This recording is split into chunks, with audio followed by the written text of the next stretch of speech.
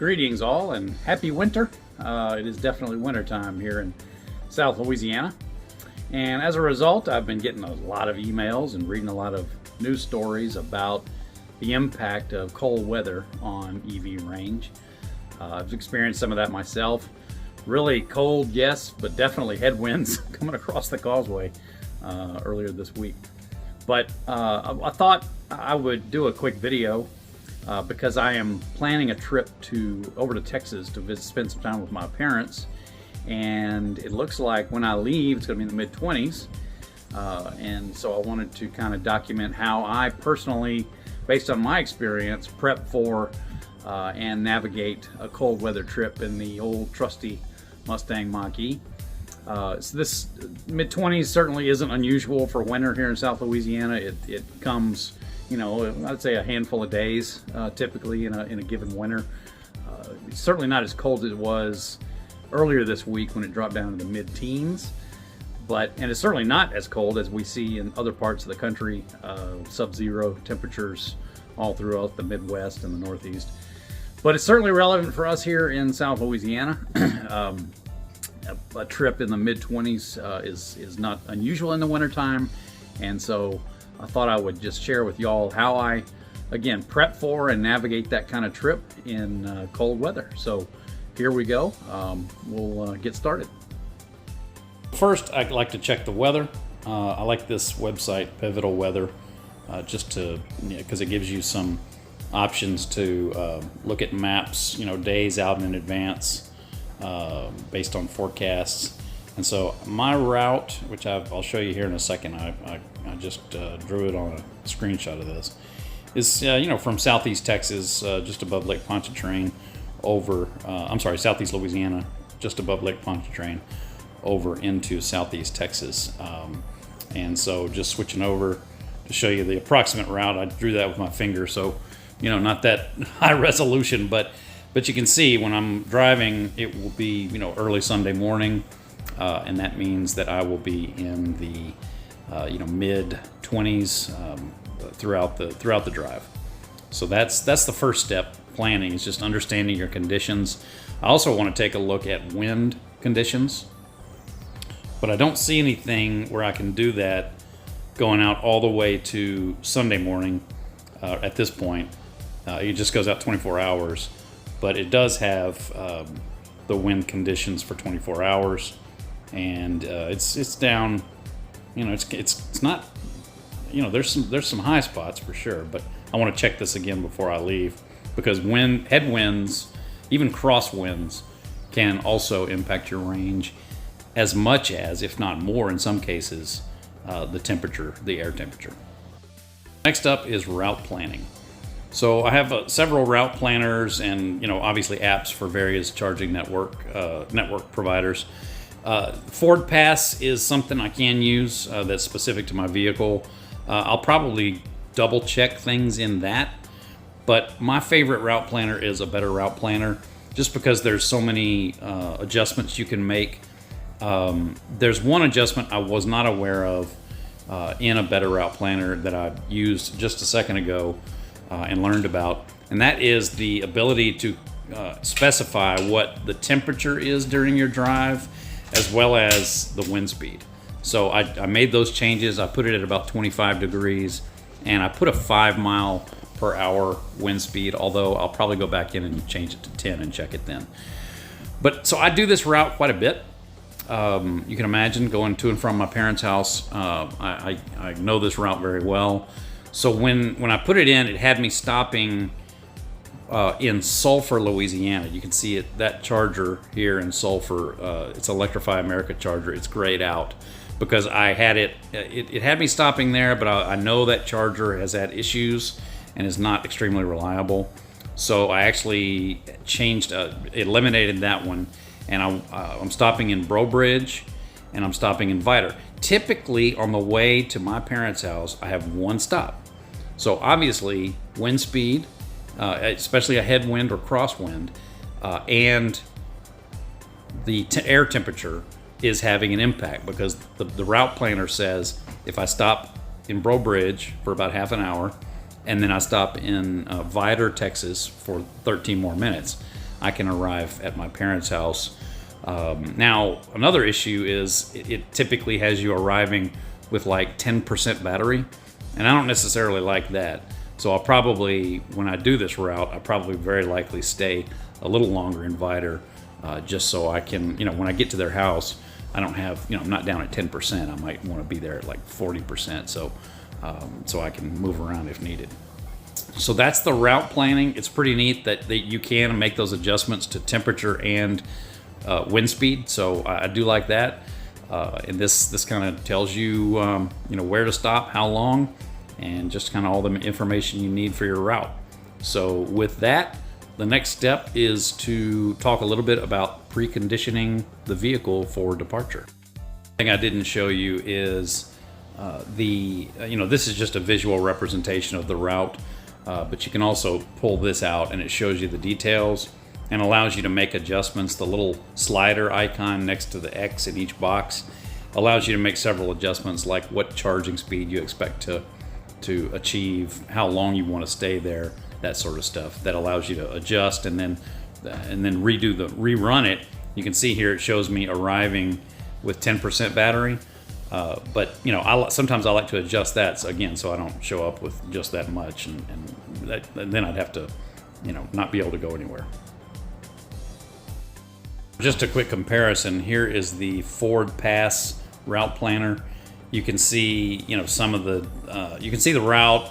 Here it has me stopping in Sulphur, Louisiana, which obviously is, as I mentioned earlier, is one that I try to avoid just because of reliability issues.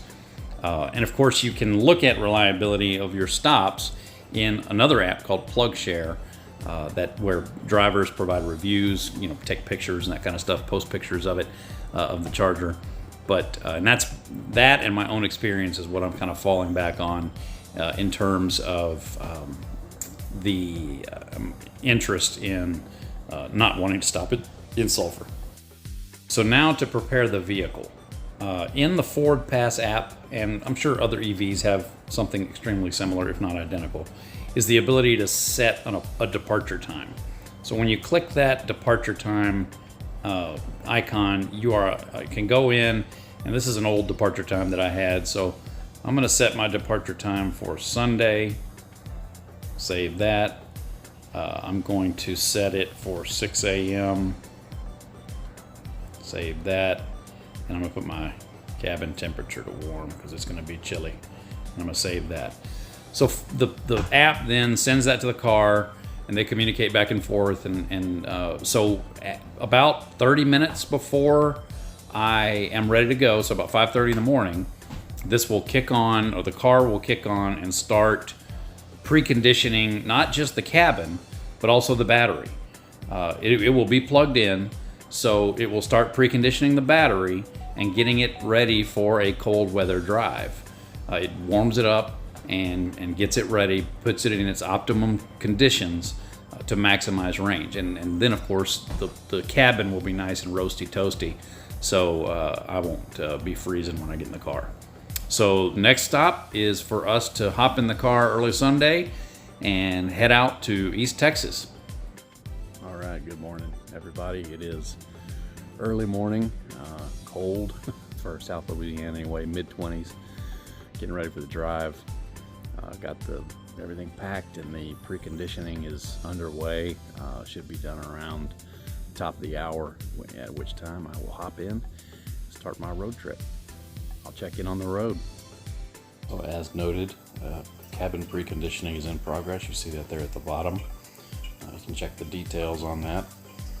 And it just kind of shows, I plugged in late yesterday when we got back, and that it's preconditioning and, just kind of warming things up, getting things ready for the drive. All right, so out on the road, using the Ford nav system to navigate to the final destination in East Texas. The system automatically added charging stops, and that's important because when you're on the road and it's cold, or when it's warm, if you use your car's nav system, on the Ford anyway, this is different for different vehicles. Some vehicles allow you to actually just hit a button to precondition the battery before you get to a DC fast charger. In the case of Ford, when you navigate to a charger, it automatically starts preconditioning the battery at a certain point. Now that uses energy, so you'll see your range numbers drop a bit, but it doesn't matter. All you need to do is make it obviously to that charging stop, and the purpose of the preconditioning is to allow you to get the fastest charging speed that you possibly can. So have navigated there. I'll just show you on our system here. You take a look at the energy usage. Usually the outside temperature is not that much. Today it's 5% exterior temperature, you see. But you can see I'm still getting really good, 93% of my energy is being used by driving, 2% by accessories, and that little 5% sliver being used because of the exterior temperature. So there you go. Got to put some miles on, so I'll check in at the first charging stop.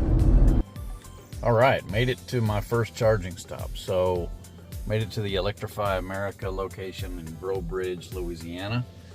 It's definitely cold for Breaux Bridge, Louisiana. I know you folks that might be watching in the northeast or Midwest are chuckling about that, but it's cold for here. So was able to connect. 1 and 2 over here are dark, so not sure what's going on with those two, but was able to connect here to number 3, and number 4 looks good. Number 5 I guess looks okay. Number 6 has some light. I can't really tell. I just plugged in and hopped back in the car because it's cold. Getting 60 kW right now, and this is on a 350. I chose this one because the PlugShare reviews were showing it as getting some decent speeds. We'll have to see if I remain on this one or decide to jump over to another, because now it's down to 58. When I first plugged in, it was north of 80, but still, that's not great. But I mean, that's cold weather. That's one of the impacts is colder, charging infrastructure and charging speeds. So we're cranking along. I might decide to jump over, but we'll see. So I'll let you know once I get back going. Okay, back on the road after leaving Breaux Bridge. You can see the sun starting to come up a little bit.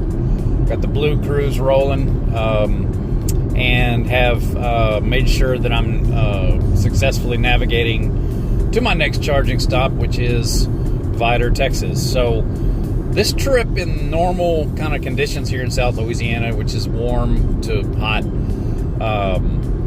usually I'll have to stop one time, but the impact to range of cold weather is definitely there, and but you have to plan for it, right? I mean, that's what I've been talking about in this video is, planning for and adjusting, for those cold conditions, recognizing that it will influence your ultimate range and number of charging stops, etc. So far so good. Another issue is headwinds. I will say that I have done a lot of traveling in this vehicle, and temperature definitely impacts it, but as I've mentioned before, headwinds or even crosswinds, which I think I have a little bit of a crosswind today, can definitely impact it. So every once in a while I'll tuck myself behind a larger vehicle, certainly not tailgating or anything like that, but just to kind of get a little bit of a windbreak. Sometimes I do that for a while, but sometimes I kind of move around or they exit, that sort of thing. But otherwise, the trip's going great. It's cold, but I'm pretty toasty here in the car, and everything's rocking and rolling. So I will check in at the next charging stop, which is Vidor, Texas. All right, I have arrived at Vidor, Texas, the Electrify America. I had some trouble with those two over there getting them to connect, but this one connected right away and is giving me 130 kW. So I'm gonna run in and do a few things, and making progress. Okay, back in the car from Walmart. Things are moving fast. It's at 105 right now, kW, so that's good news. I'm at about 51% right now, and I'll get a little more before I head off to the final stretch, which is only about 40 miles. So, yeah, I mean, the station in Breaux Bridge was definitely slow. And I don't know if that's the cold or if it's maintenance issues, what that happens to be, but definitely not my best trip. You know, the cold definitely contributed to it. The winds, as I mentioned before, were definitely an issue. But you know, and you know, stopping twice is unusual on a trip like this. The cold snap we're in right now, it's just now above freezing. The cold snap we're in here in South Louisiana, I think across the country, is supposed to start breaking over the next day or so, with winds starting to come back from the south to bring some warmer air in. So overall, I'll check in one more time when I get to my destination. But overall, you know, a great trip. Chilly, but I'm roasty toasty here in the car with the seat warmer and the heat going. You know, I have to control things, right? You can't have too much heat. Anything you do uses energy, and this is all about energy, right? So, you know, keep the heat on a moderate setting. The seat warmer is a more efficient way to stay warm. But when you need some heat, you need some heat. So, efficiency has been good overall. Definitely always above 2.8 miles per kWh. Target for this car is 3.1 according to Ford, and I was able to achieve that at some points, but on average I would say I was around 2.8 or 3 miles per kWh, and that's not bad on a freezing cold day like today. But you know, we'll just keep on learning. All right, I'll check in at my destination. Arrived at destination. So, cold weather tips in an EV. Plan your route. Check the weather forecast, precondition the vehicle before you leave, precondition before you stop to charge, and you know, take it easy on other energy usage so that you can make it to your destination with plenty of power. Keep those electrons flowing.